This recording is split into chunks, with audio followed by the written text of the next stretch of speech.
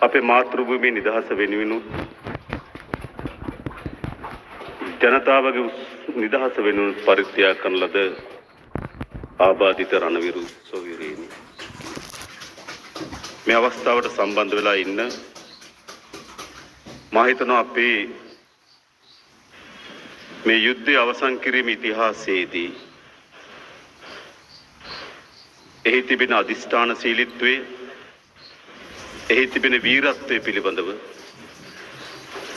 ජීවමාන සාක්ෂියක් වන ෆීල්ඩ් මාර්ෂල් සරත් ෆොන්සේකා මැතිතුමනි ඒ වගේ මේ මොහොතේ නාවික හමුදාවට ගුවන් හමුදාවට නායකත්වය ලබා දෙන ලද නාවික හමුදාපතිවරුන් ගුවන් හමුදාපතිවරුනි ඒ වගේ මේ අවස්ථාවට සම්බන්ධ වෙලා ඉන්න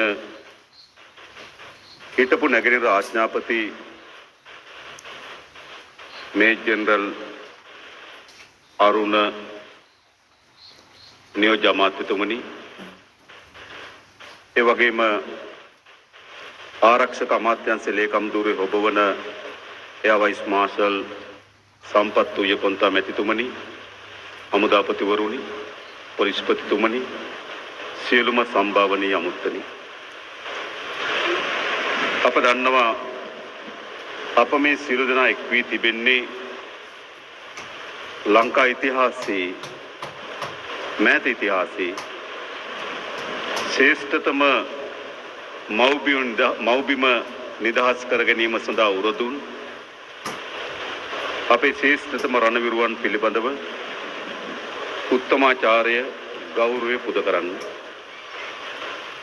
රට වෙනුවෙන් තම ජීවිත පරිත්‍යාග කළ විරුවන් මේ රණවිරු ස්මාරක ඉදිරිපිට සිහිපත් කිරීම සහ ඔවුන්ගේ ප්‍රාර්ථනා කරන ලද අරමුණු ඉටු කිරීම වෙනුවෙන් යුද්ධය අවසන් වී වසර 17ක් වන අද දින අප මේ සමරුව පවත්වනවා.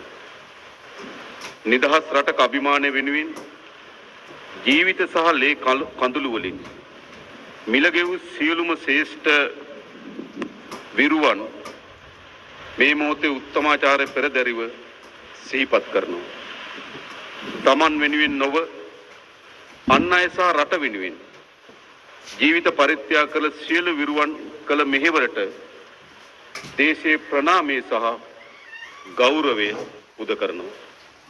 විශේෂයෙන්ම එවැනි වීරෝදාර දරුවන් මේ මව්බිමට දායාද කළ එම දෙමව්පියන්ටත් අපේ ගෞරවය උත්තමාචාරය මේ අවස්ථාවේදී පුද කරන්න අපි කැමැතියි. මේ සැමරුමට ඔබ විවිධාකාරයෙන් සහභාගී වන්නට ඇති. මෙම රණවිරු ස්මාරකය මත ඇති දහස් ගණනක් නම් අතර ඔබ සොයන්නට ඇත්තේ ඔබට අහිමි වූ ඔබේ පියා විය හැකි. නැත්නම් ඔබේ සැමියා, ඔබගේ පෙම්වතා, ඔබගේ ඥාතියා, ඔබගේ සහෝදරයා විය හැකි. එසේත් නැත්නම් ඔබේ හොඳම මිතුරා ඕ ළඟම හිතවතා විය හැකි.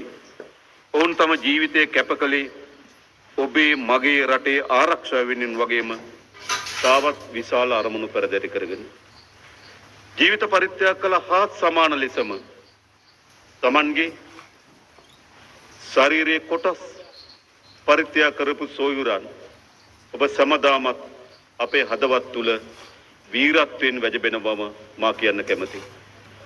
ඔබ කරන ලද උත්තුංග පරිත්‍යාගයන් සහ කැපකිරීම වල ප්‍රතිඵල අද අපි මාතෘභූමියක් හැටියට අත්විඳින්න තිබෙනවා. ඔබගේ කැපකිරීම පරිත්‍යාගය නොතිබෙන්න අපි තාමත් සැලකිය ප්‍රමාණයකින් බියජනක රාජ්‍යයක ජීවත් වෙනවා. ඔබ මේ මාතෘභූමිය නිදහස් කර ගැනීමේ සටනේදී විශාලතම ශ්‍රේෂ්ඨතම කාර්යභාරය කරන ලද බව අපේ ඉතිහාසයේ නොමැකෙන ලිපියට ලියවෙන බව අපට විශ්වාසයි. හැබැයි ඒ පරිත්‍යාග කර බොහෝ අය තුල තවත් අරමුණු විශාල ප්‍රමාණයක් ගැබ්ව තිබුණා. ඒ අරමුණු නම් සාමකාමී රටක් අපිට අවශ්‍ය නැහැ. යුද්ධයේ ගැටුම් සහිත රටක්.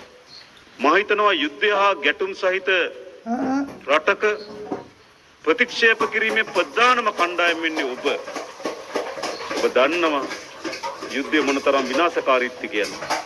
ඔබ දන්නවා යුද්ධය මොනතරම් බීසුණුද කියන්නේ. ඔබ දන්නවා යුද්ධය මොනතරම්ද ඛේද වාචකයක්ද කියන්නේ. ඒ නිසා මා හිතනවා මේ මාතෘභූමි යුද්ධය ප්‍රතික්ෂේප කොට සාමකාමීත්වයේ වෙනුවෙන් විශාලතම හඬහැරේ සහ විශාලම ප්‍රාර්ථනාව තිබෙන්නේ ඔබ තුල කියලා මා විශ්වාස කරනවා. ඒ වගේම සංවර්ධිත රටක් අවශ්‍යයි. ඔබගේ ප්‍රාර්ථනය. ඔබ මේ මාතෘභූමිය නිදහස් කර ගැනීමේ සටනේදී ඔබට තිබුණ මාතෘභූමිය නිදහස් කරගන්න හා සමාන ලෙස අපේ රට සංවර්ධිත රාජ්‍යයක් බවට පත් කර ගැනීමේ අරමුණ. ඒ වගේම සර්ව සාධාරණත්වයේ පිරි නීති අගයන රටක්. ඒ අරමුණ ඔබ තුල තිබුණා. ලෝකයේ දිනන රටක්. ඒ උන්ගේ මරණාසන්න ප්‍රාර්ථනාවන්. ඔවුන් ජීවිතේ පූජා කළේ එම ප්‍රාර්ථනාවන් සහිතව. මා ඔවුන්ගේ මේ විරු ස්මාරක ඉදිරිපිට මා සපත කොට කියන්න ලෑස්ති. ඔවුන් විසින් ප්‍රාර්ථනා කරන ලද අනාගතය නිර්මාණය කිරීමේ වගකීම අපි බාර ගන්න බවත් ඔවුන්ගේ ප්‍රාර්ථනාවන් කිසිසේත්ම යටපත් කරන්න පාවා නොදෙන බවත් මා සපත කරනවා. සෑම විජයග්‍රහණයක්ම සමරන මොහොතක අප සිහිපත් කළ යුතු දෙයක් තිබෙනවා. ගේ දොරකඩට වෙලා තම පියා එනතුරු බලන් සිටින දූ දරුවන් තවමත් සිටිනවා. ඔවුන්ට කිසිදාක තම පියාගේ සෙනෙහස ලබා ගන්න වරමක් ලැබෙන්නේ නැහැ. ඒ වගේම තම සැමියා හිමි වූ බිරිඳ වරුන්ගේ වේදනාව ඇගේ මුළු ජීවිත කාලය පුරාම රැව් පිළිරැව් දෙනවා. නැවත ඇයට ඇගේ ස්වාමියා ලැබෙන්නේ නැහැ. ඒ අපි දන්නවා. ඒ වගේම අහිමි වූ දරුවාගේ මතකයේ සමගින් අනෙක් දරුවන් දෙස බලා සිටින මව්වරුන් පියවරුන් සිටිනවා. තවදුරටත් සැබවින්ම එම මව්වරුන්ට සහ පියවරුන්ට තමන්ගේ දරුවා ලැබෙන්නේ නැති බව අප දන්නවා. මේ සියලු දෙනා එක්ව රණවීර ස්මාරකයේ මත ඔහු සොයනවා. තමන්ගේ දොරකඩ දෙන්නේ නැති බව සැබෑව. තමන්ගේ හදවතේ ගැඹුරුම තැන තමන්ගේ ස්වාමියා, තමන්ගේ දරුවා, තමන්ගේ ඥාතියා, තමන්ගේ සොයුරා තැන්පත් වී ඇති බව සැබෑව. එහෙත් ඔහු සොයනවා. එහි තිබෙන නම සොයාගෙන මේ රණවීර ස්මාරකයේ ඉදිරිපිට එහි තිබෙන නම සොයාගෙන පපුවට අත්තියාගෙන සුසුමක් කෙලෙනවා. මේකේ සංවේදීතාවයන්ට පිළිතුරක් ලබා දීමට අපට පුළුවන්ද? අහිමි වූ වීර සෙබළුන් සෙබලියන් සමරන අපට කළ හැකි වන්නේ ඔවුන් කළ වටිනා කැපකිරීමට ආචාර්ය පුද කිරීම පමණක්ද? උන්ගේ කැපකිරීම අපට ස්මරණය කිරීමෙන් පමණක් සෑයීමකටපත් වේ හැකිද? උන්ගේ කැපකිරීම වලට අපේ ආචාර්ය පුද කිරීම පමණක් ප්‍රමාණවත්ද? අප කිසිසේත්ම විශ්වාස කරන්නේ නැහැ. උන්ට ආචාර්ය, උත්තමාචාර්ය, ගෞරවය පමණක් ප්‍රමාණවත් වන්නේ නැහැ. ඔවුන් විසින් ප්‍රාර්ථනා කරන ලෝකය, ඔවුන් විසින් ප්‍රාර්ථනා කරන රාජ්‍ය නිර්මාණය කිරීමේ වගකීම ජීවතුන් අතර තිබෙන ඉන්න අපට පැවරී තිබෙනවා. සෑම ව්‍යසනයකදීම, සෑම උවදුරකදීම, සෑම තර්ජනයකදීම ඔවුන් දේශයේ ආරක්ෂාව වෙනුවෙන් පෙරට සාක්ෂි ඕනතරම් තිබෙනවා. සතුරු උවදුරකදී වේවා, ස්වභාවික ව්‍යසනයකදී වේවා, ඔවුන්ගේ ජීවිත පරිත්‍යාගයේ අද්විතීය මෙහෙවර ඉටු කොට තිබෙනවා. යුද්ධයකදී රට ගලවා ගන්නවා වගේම ව්‍යසනයකදී ජීවිත ගලවා ගන්නත් ඔවුන් උදාර කැපකිරීම කළ බව අප දන්නවා. ඒ නිසා ඔවුන් සෑමදාමත් අපේ හදවත් තුළ අනුස්මරණීයයි කියන සාතිකය මා ලබා දෙන්න කැමැතියි. පසුගිය වසරේ මා සඳහන් කළ පරිදි අපි සන්ධිස්ථානයක සිටගෙන සිටිනවා. නොදැනුවත්කමට වඩා දැනුම සොයාගත යුතු, අසමගියට වඩා එකමුතුකම සොයා ගොඩනැගිය යුතු, එකතැන පල්වීමට වඩා ප්‍රගතිය වෙත ගමන් කළ යුතු සන්ධිස්ථානයක් අසලට අප පැමිණ සිටිනවා. මා එදා කිව් පරිදිම අපිට මේ සන්ධිස්ථානයේ මාවත් දෙකක් තිබෙනවා. එක මාවතක් තමයි විනාශකාරීත්වී, පැරණි, ගෝත්‍රිකවාදී, ජාතිවාදී, එකිනෙකා අතර ගැටුම, වෛරය, ක්‍රෝධය වපුරන මාවත. තව මාවතක් තිබෙනවා. මේ රට සමගිය, මේ රට සංවර්ධනය, සමෘද්ධිය, ජනතාවගේ ජීවිත සුරක්ෂිත කරන මාවත. මම හිතන අසීරුතම මොහොතදී හෝ අපි තෝරාගන්නේ දෙවනුව මා සඳහන් කරන මාවතයි. ඒ මාවතේ නොබියව අදිෂ්ඨානශීලීව ගමන් කරන්න මා ඔබ ඉදිරියේ සපත කරනවා. මේ පරිවර්තනය වෙන ඉතිහාසයේ පළමු වරට අද ජනතාවට වග කියන ජනතාවගේ ජනරජයක් බිහි වී තිබෙනවා. ඒ ජනරජයේ වචනේ පරිසමාර්ථ අර්ථයෙන්ම ජනතාවගේ ස්ථිර වශයෙන්ම මතු පරම්පරාවගේ මේ රාජ්‍ය ජනතාවගේ ස්ථිර වශයෙන්ම මතු පරම්පරාවගේ අද අප ගමන් කරමින් සිටින්නේ මානවවාදී ශ්‍රී ලාංකික ජාතියක් ගොඩනැගීම කරා යන ගමනයි. ඒ ගමන අදිස්ථානයෙන් පිරුණු ඔරොත්තු දීමේ ගිනිදැල් තුල ගොඩනැගුණු ගමනක් බව සිහිපත් කළ යුතුයි. ඒ ගමන අසාමාන්‍ය දුෂ්කරතා සහ කම්කටොළු මැද වැටී ඇති බව සිහිපත් කළ යුතුයි.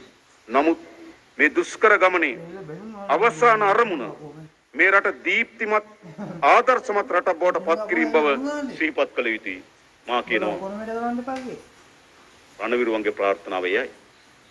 ඒන්තර ප්‍රාර්ථනාව කොන්න තිබෙන්නේ නැද්ද? ඒ ප්‍රාර්ථනාව අපි ඉටි කිරීමේ වගකීම අපිට තිබෙනවා. අද අපට ඉදිරියට ගෙන යන්නේ අප අතර ඇති මනුස්සත්වයේ නොබෙදී හැකි ආත්මයයි. අපි ජාත්‍යන්තර වේදිකාවේ ශ්‍රී ලංකාවේ ප්‍රතිරූපයේ වැඩි දියුණු කරමින් සිටිනවා. අපේ රටේ නීතිය අධිකරණයේ ස්වාධීනත්වය අගය කරන රටක් බවට පරිවර්තනය කොට තිබෙනවා.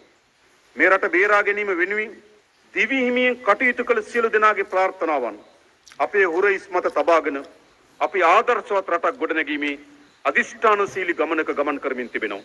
මා හිතනවා ඒ ඔවුන්ගේ ප්‍රාර්ථනාවයි. යුද්ධයට ලෝකේ කැබිලි වලට පුපුරව හරින්න පුළුවන්. නමුත් සාමයට කළ හැක්කේ ලෝකේ එකතු කිරීමයි. මල සිරුරු ගොඩවල් මත මිනිස් සමාජයක් නිර්මාණය කරන්න බෑ. ලේ ගංගාවල් මත සාමයේ දේවාල නිර්මාණය කරන්න බෑ. පිපිරෙන බෝම්බ සහ වෙඩි උණ්ඩ මත මතු පරම්පරාවට සනසිලිදායක රටක් ලෝකයක් ඉතිරිවන්නේ නැහැ. යුද්ධයේ ඛේදවාචකයක්. එනිසා අපි යුද්ධයේ කතාව ඉතිහාසයට පවරලා යුද්ධයේ කතාව ඉතිහාසයට පවරලා සාමයේ තිරසාර වන්දනාව වර්තමානයට එකතු කරගෙන තිබෙනවා. අපේ වන්දනාව සාමයේ වන්දනාවයි.